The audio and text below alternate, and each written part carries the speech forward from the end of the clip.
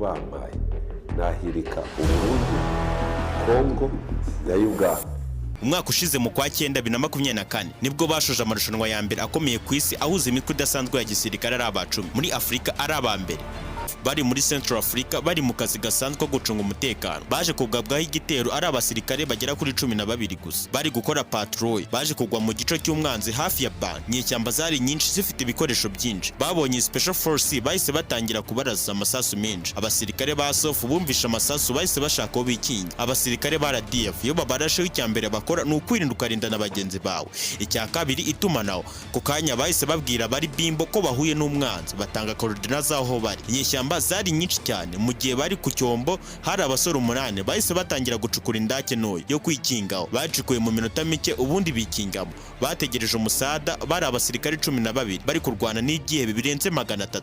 Nkuko nabikubwiye umusirikare umwe aba afite ubushobozi bwo kurwana n'abasirikare 10 wenyine. Mu gihe mu ndake no bacukuye barashweho amasasu menshi. Inyeshyamba zigira ngo bashize. Bohereza abasore 2 b'inyeshyamba ngo bameze ko barashwe. Izo nyeshyamba zaje Special Force bareba maze umusniper wa SOF abashyira mu gipimo. Mu gihe agiye kubarasa yarebye inyuma y'izo nyeshyamba abona hari ruri gutanga amabwiriza ku cyombo. Abwira abandi uko bimeze aho kugira ngo arase za nyeshyamba ebyiri. Igipimo yakerekeje kuri wa mugabo aramurasa ahita gwaho. Ako kanya abandi ba Special Force bahise barasa abandi 2 bazaga babasatiye. Ibintu byahise bihindura isura maze ku cyombo babwira afande bati uwari ubayoboye twamushyize hasi turabona bacanganyikiwe tugiye kwataka. Afande ati niba mwabonye icyuho mubarase bose natwe iminota mike turabagiraho. Plateau Commander yese akora section enye imwe isigara mu ndake harimo na sniper. Abandi baca mu mpande zitandukanye batangira kurasa. Byatwaye iminota 6 gusa inyeshyamba nyinshi zasize ubuzima. Abandi bariruka. Umusada wari ugiye kuza wahinduye mission ahubwo nabo baca izindi nzira kugira ngo bahure n'inyeshyamba ziri guhonga. Bahuye nabo Special Force irabaraza ibasubiza inyuma cyane. Iyi plateau imaze kwegezayo umwanzi bahamagaye abasirikare ba Central Africa. Ubundi Special Force basubira mu kigo. Amasasu menshi bakiyafite kuko burya isasu rimwe muri RDF rijyana n'umwanzi. Iyi nimwe muri ambush yigeze gutegwa n'aba ba Special Force ari 12 yakozwe nabo igatangaza benshi. Hari n'ama operation menshi yagiye akorerwa mu bihugu byinshi bya Afrika. Harimo yamenyekane cyane n'ayagizwe ibanga. Harimo iyakorewe muri Mali birukana Baterego,